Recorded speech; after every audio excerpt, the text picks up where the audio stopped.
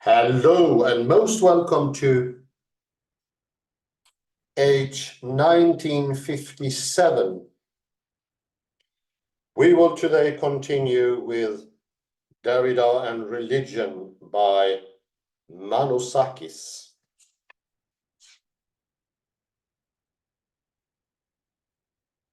Last time we went through in 1954 how the conceptualization of God leads to God being made a thing, an existence, and thereby means, Manoussakis, you can ask the question, does he exist or not? Is he or not? Something that Martin Heidegger thought was very, very well, as a reduction of God to nothingness almost. Not even nothingness. A horrible thing to do to God, make him a thing. That's the machination of religion.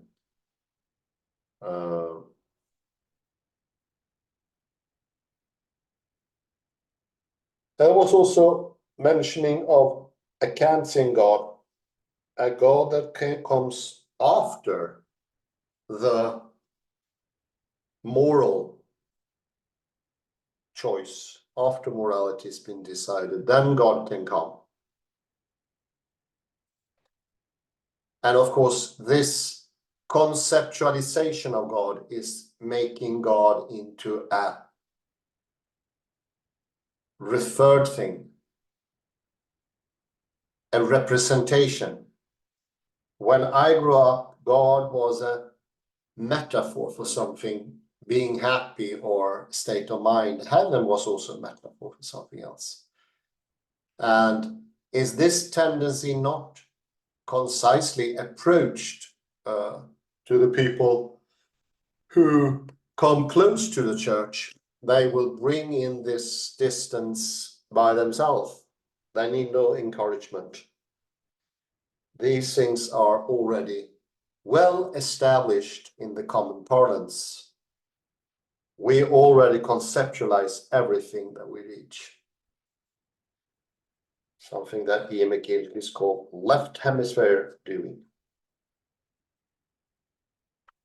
And we turn God into an inner idol. I don't like the expression inner. It's not particular inner, but it might as well be outer. And as we know today, the behavior of Christian is very different from how it used to be. Now we see a lot of ungodliness among believers because they believe in a concept, an idol. Nietzsche thought the idol worship, inner or outer, whatever you call it, was much worse than the worshipping of the golden calf. I don't know if I should go that far, but it is something of a pretty decisive reduction of something that is more expansive, greater, not smaller than us and our imagination, but much bigger than what we can imagine. At least we can imagine that. With a conceptual God, it is just a placeholder, a part of our rationale.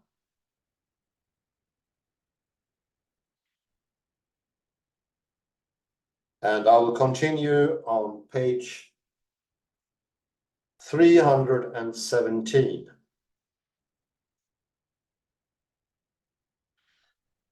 The passage from the one to the other occurs easily as well as often.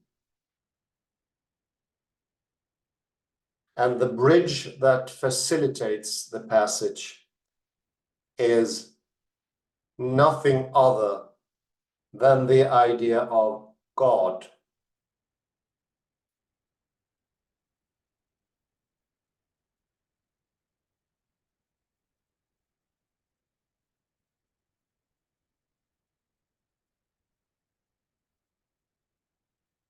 an idea indicates a scene from Eden to see. Nietzsche's genius, however, lies in the fact that he reverses the classical position on seeing the divine. The divine, the divine.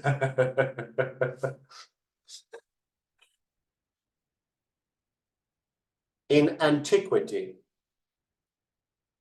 to see a god, as for example, Actius sees Aphrodite or Aphrodite, means death. For to see a god is to die.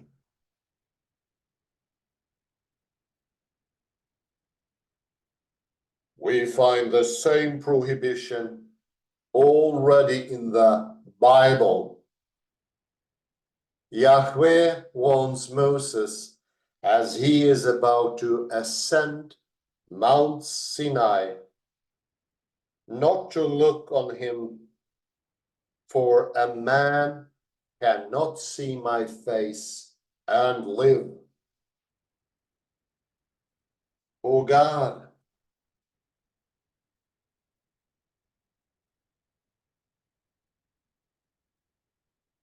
οργάνη, είναι άνθρωπος. Μου και ζήσετε. For Nietzsche, what happens is the exact opposite. When we have an idea of God, when with the eyes of our intellect, we seek to see God, it is God who dies, dies, dies.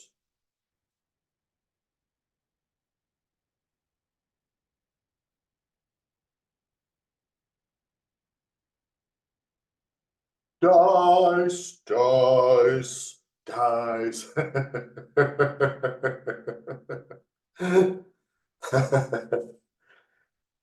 This is the death of God that the madman announces, the death of the God idea, the death of God by means and because of the idea. The idea. The idea.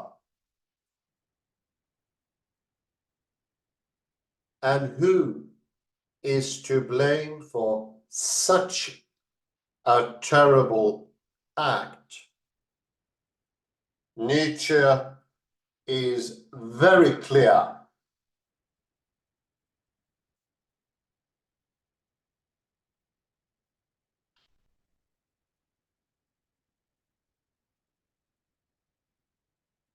All that philosophers have handled for thousands of years have been concept mummies.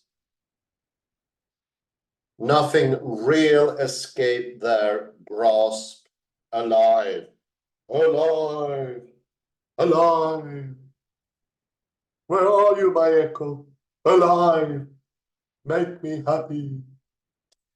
Alive.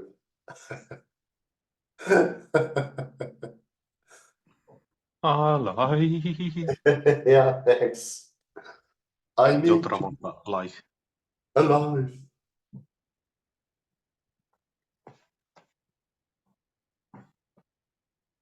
Concept mummies.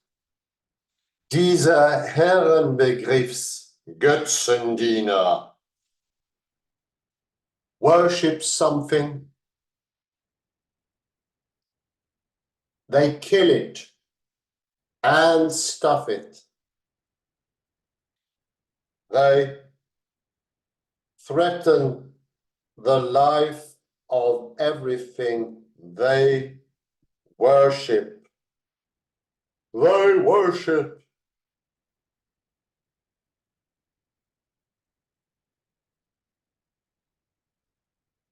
In history of philosophy,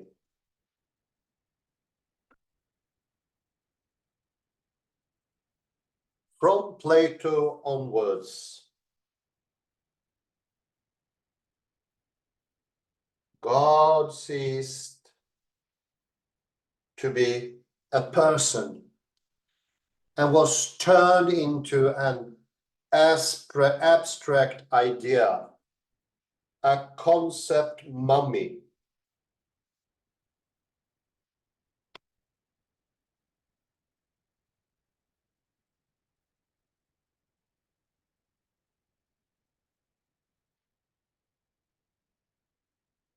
Although he always occupied the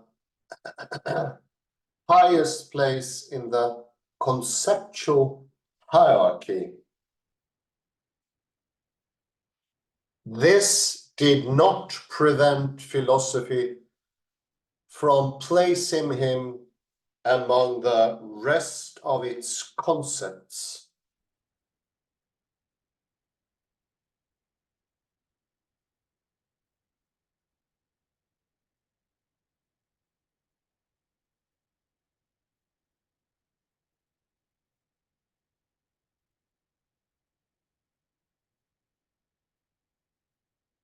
That are usually attributed to him as predicates, such as the one, the good being, so signing, so to speak, his death certificate and confirming his irrevocable admission to the pantheon of idols. Idols, idols.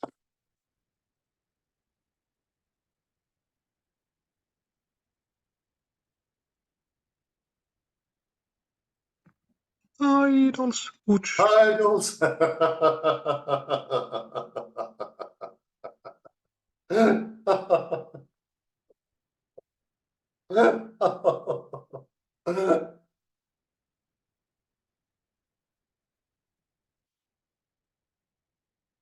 This rather long detour has shown, I hope, that the death of God is not irrelevant to the question of God's representation, be it iconic or idolatrous. Idolatrous. It is not accidental that Judaism and Islam, according at least to Derrida, part ways with Christianity precisely on the question of the death of God. The death of God.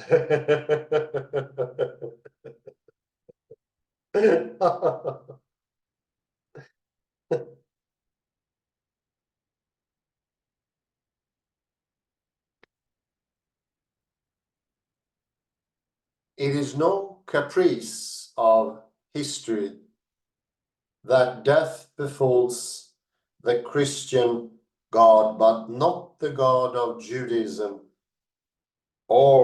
and Islam.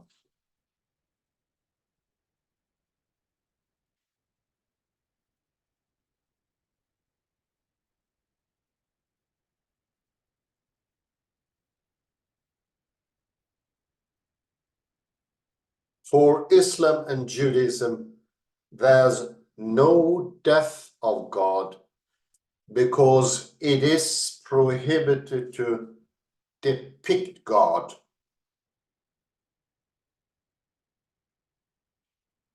Radical otherness results in radical iconoclasm, which in turn opens up the possibility of radical evil, evil, evil. Ouch.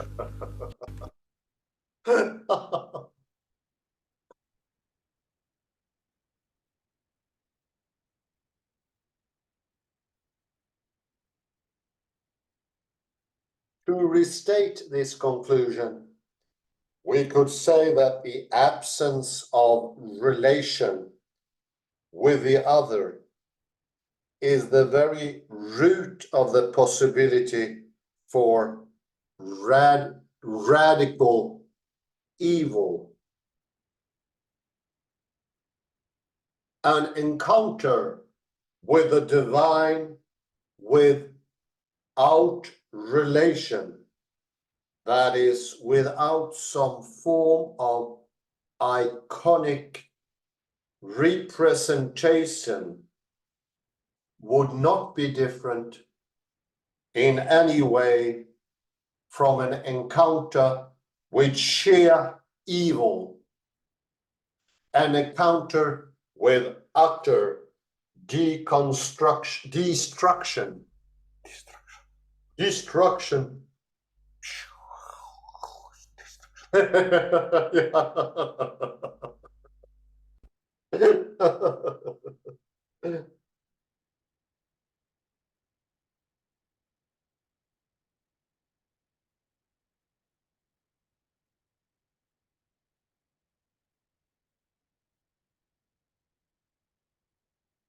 The issue is complex,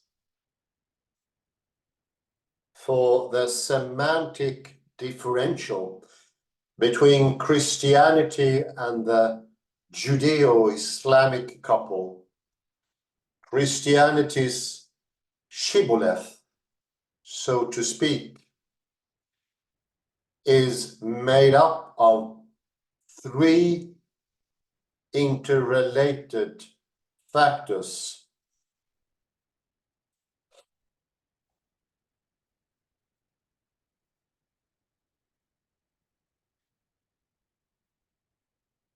We have already seen the first two: the death of God and the possibility of iconic representation. And the third is that of incarnation. Incarnation.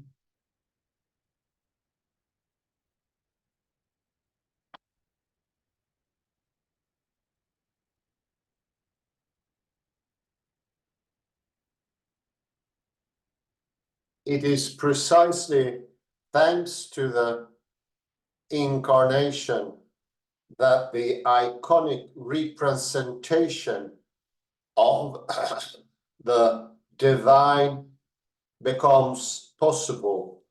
The incarnate God, Christ, is the icon of the invisible God. God.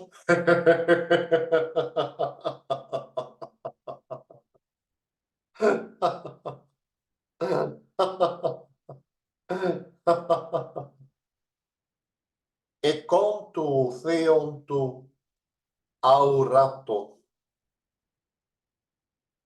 It is never the Father or the Holy Spirit that are depicted in icons, for they do not partake in the incarnation. In the incarnation.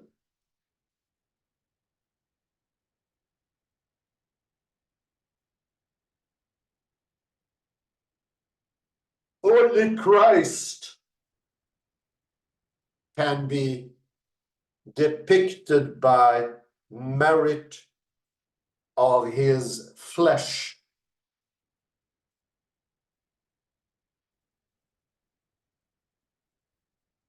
The same flesh that allows us to see God, while at the same time, like a screen, protecting us from the lethal rays of the unmediated divine. Divine! Divine. Divine.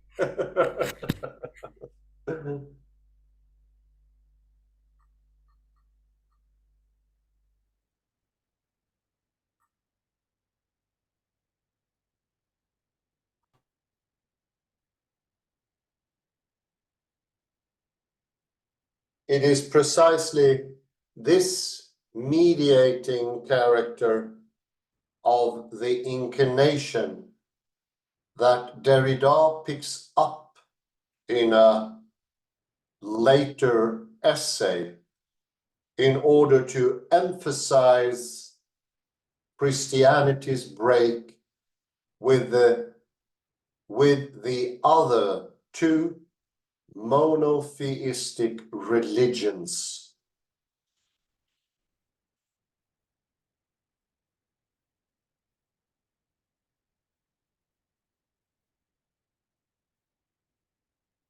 This, I think, stands in a certain structural relation to what probably distinguishes the Jewish or Muslim religion from the Christian religion, which is to say the incarnation, the mediation,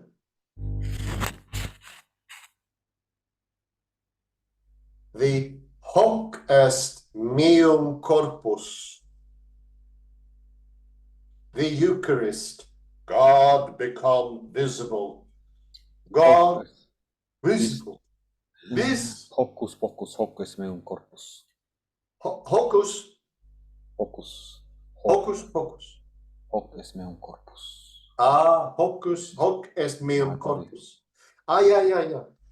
The mediator, the mediation of incarnation and Eucharist is for Derrida structurally parallel with, if not responsible for, what he calls globalized mediatization of religion.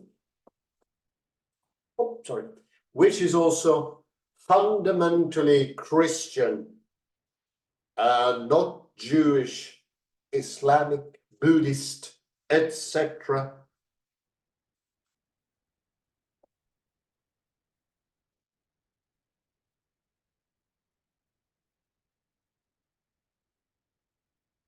Thus, this is a common structure between the live broadcasting of a television program,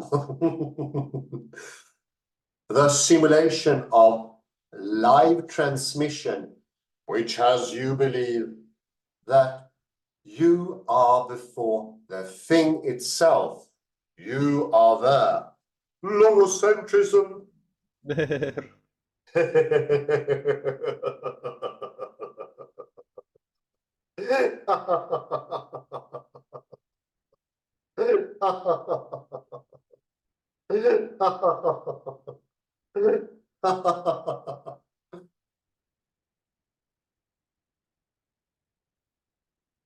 And the here and now of the Eucharist, that is the assumption that we are witness to an event that is always supposed to take place before our eyes.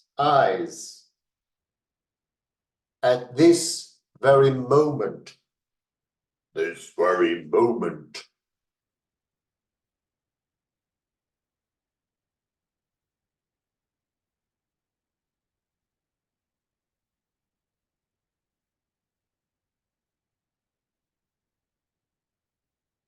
During a Christian Mass, by contrast, the thing itself, the event, takes place in front of the camera, communion,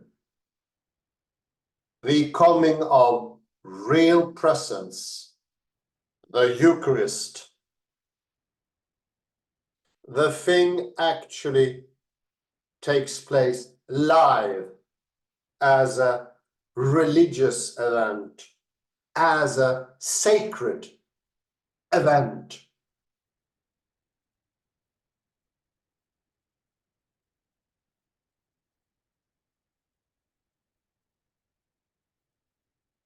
Such direct live presentation translated into the Christian code is the real presence, the transubstantiation, difficult word, or the Eucharist, and in more general way, a phenomenon of incarnation. Incarnation.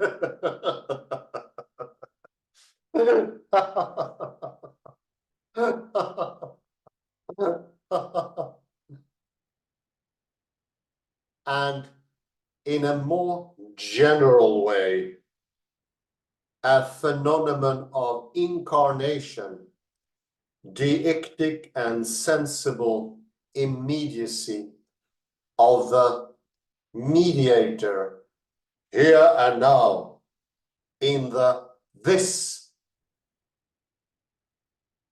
making present of mediation or of reconciliation. Let the show begin.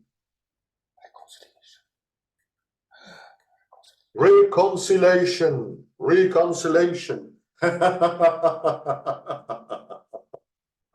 Reconciliation.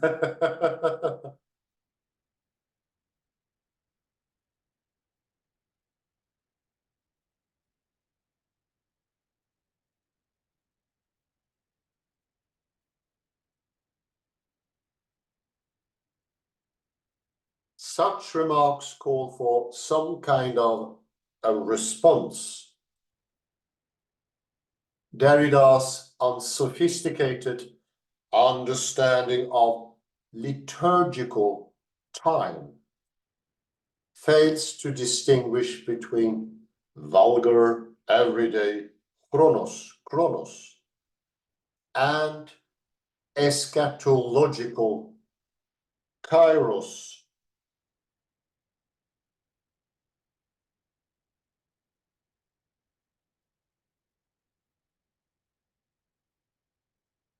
The here and now of the Eucharistic event has nothing to do with the order of chronological time, but it essentially belongs to chirological time.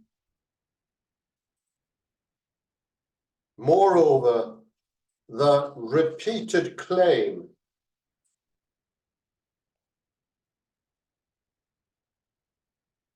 that in the Eucharist or in the incarnation, one is confronted with the thing itself is rather a hasty observation. Observation. Observation. Observation. Observation.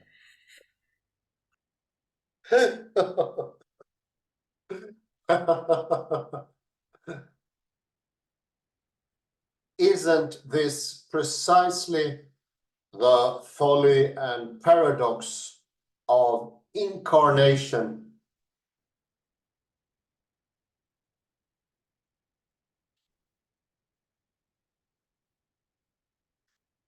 that when God wished to reveal himself,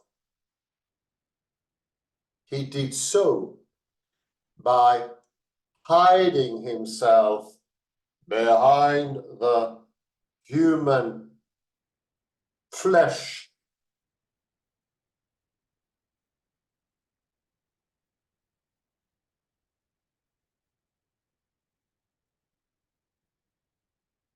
What we see in Christ is only a man's face, and in the Eucharist element, only a piece of bread.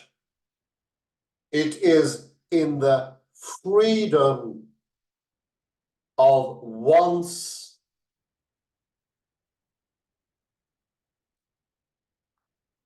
faith that one receives the bread and the wine of the communion as the body and the blood of Christ, the blood of Christ.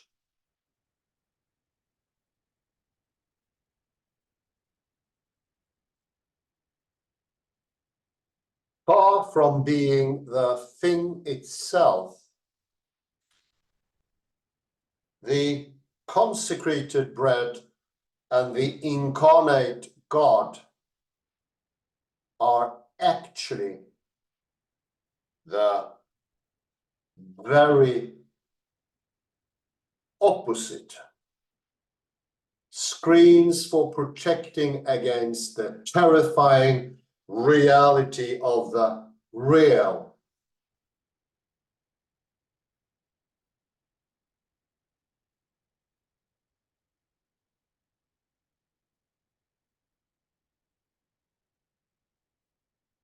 I think we put a pause there with real, because it was quite a lot in this text to Yes. comment. 320, page 320, and we ended with real. Page 320, 320, page word real.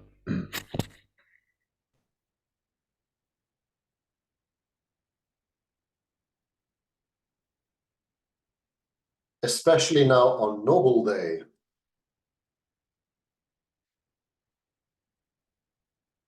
Let's see here. There was not a few takeaways here. Why is it so dark in my chamber?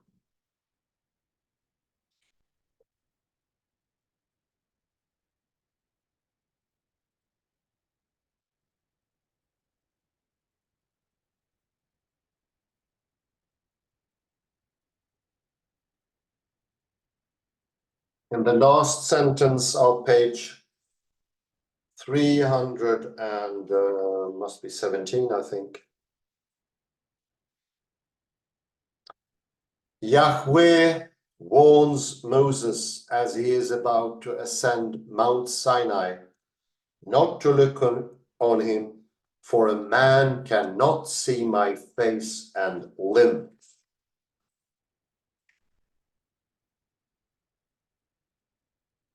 He has this beyondness.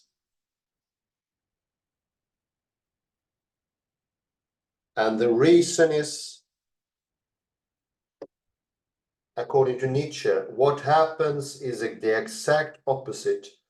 When we have an idea of God, when with the eyes of our intellect we seek to see God, it is the God idea, the death of God by means and because of the idea.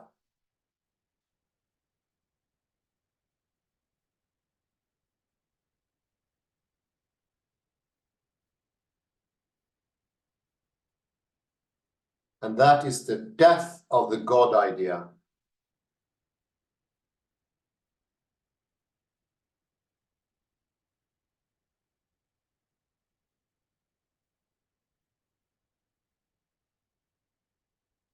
Who is to be blamed. In the site, we see that all the philosophers have handled for thousands of years have been concept mummies. Nothing real escaped their grasp alive. When these honorable idolaters of concepts worship something, they kill it and stuff it. They threaten the life of everything they worship. Here are a lot of things to mention. How we turn God into a being with a small b. We can all of a sudden say that he exists or doesn't exist, which is an incredible, horrible, blasphemous reduction of God. He's turned into an idea in our small mind, reduced to shrapnels. I think the first time I got that idea through to Eastern Christians, they got absolutely horrified, gobsmacked. It's a horrendous thing to do. And of course, it is stemming from Plato, Socrates, and Aristotle. It becomes, I like this concept mummy.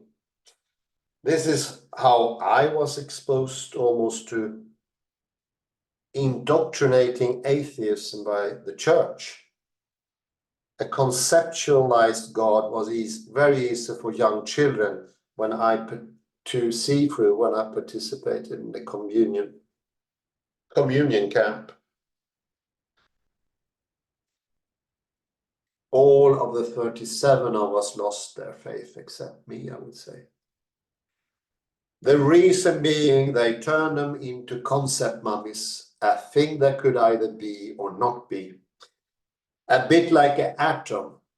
You could call that technological thinking. Older than Newton, still around in the Middle Ages, where you made incredibly nonsensical, logical proofs of the God as existence. I will also say God as an existence become a generalized thing without personality. Because you can have no experience with this. It is a well-defined concept, sharp object. This is also the reason when they asked people in Japan if they believe in God, everybody said no. They have no concept of God.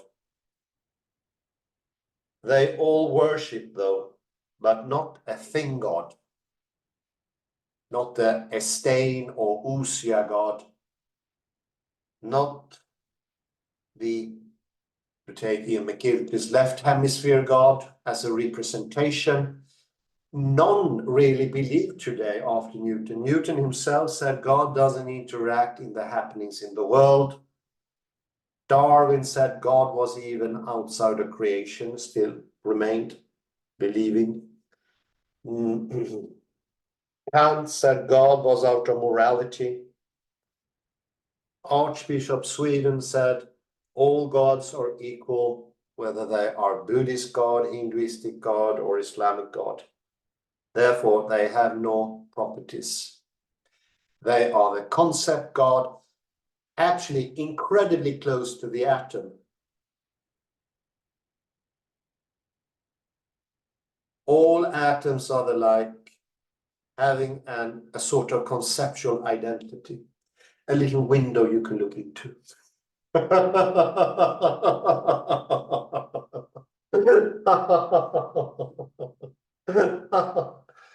This is the death of God. A concept mummy.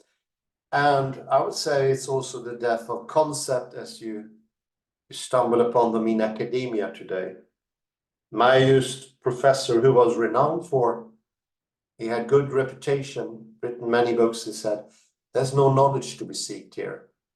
I think he was the most capable of them all. An almost schizophrenic person everything were objects for him, even knowledge were small objects that you can store. And these objects, it didn't matter who wrote the things either. So who wrote anything? That was just knowledge per se, without a sender, a person who made something. Like anonymous art you find in newspapers. The death of the painter, the signer, something that Derrida many times is taken up, that the signature is there.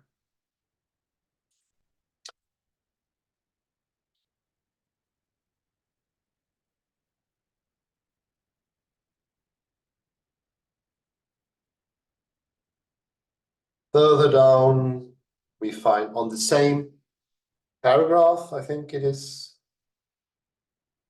or the next paragraph, sorry. This rather long detour, that paragraph, at the end of that one,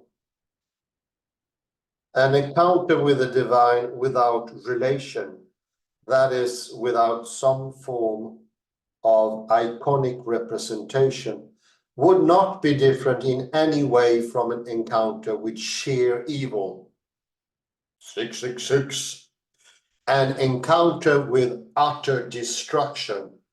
And I say that is definitely the worst sort of destruction. The purest form of evil, when something's turned into a limitation with borders, without fractality. No longer the apeiron, the limitless, but a thing as small as you can hold it in your mind. A pure nothingness. That tendency is, of course, sheer evil.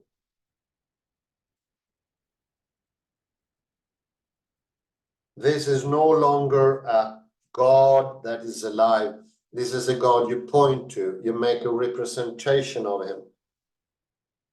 In your mind, in your acts, and therefore the modern representation of God is our clumsy acts, lack of compassion, lack of smile, humor, laughter, joy.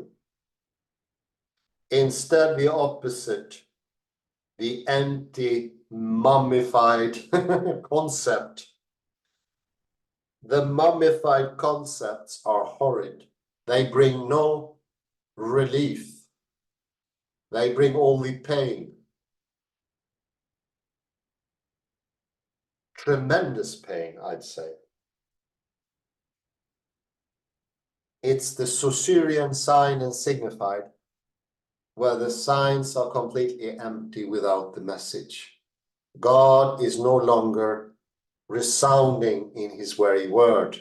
No, it's just a referral, a metaphor which all priests use today. I heard it for the first time. Heaven is a metaphor for a good state.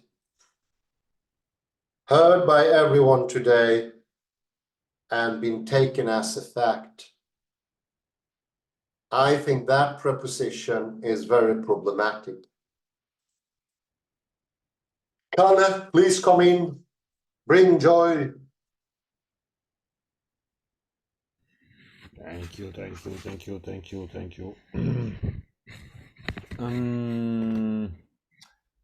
So you could say that religion without icons would mean you don't have any relation to God, and that means evil. But I suppose that Jews and Muslims would say that we don't have icons, but we do still have a relation with God. I don't know, it could be like through calligraphy or something like that. Apps. It's a difficult issue, of course. And there is much truth to this concept mummy, and I think that whenever we meet university teachers today, we should call them concept mummies. Yeah, definitely. And only to say the most prominent professor at that time in university, he was world renowned, written at least 14 books, I think. Is that there is no knowledge here. Mhm.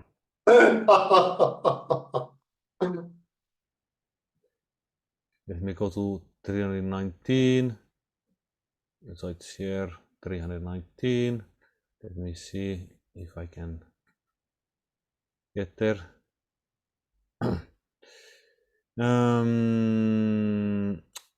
When God wished to reveal himself, he did so by hiding himself behind the human flesh. I think that is a good observation by Manoussakis against Derrida, perhaps. And then 320. Far from being the thing itself, the consecrated bread and the incarnate God are actually the very opposite. I don't know. Here, Catholics would not agree with Manoussakis, I think, because they say that the bread is really the thing itself. Yeah. I think perhaps Manoussakis, I don't know his religious background, Greek, what they would say. But I think the truth is perhaps both and. That is, God is both the thing itself, but also he's also not there. I don't know. But it's a deep question for theologians to debate. Yeah, I think I don't know. In the East, it's God covers both existence and absence. At the same time, yes, absolutely. So even in absence, God is there because He's also absence.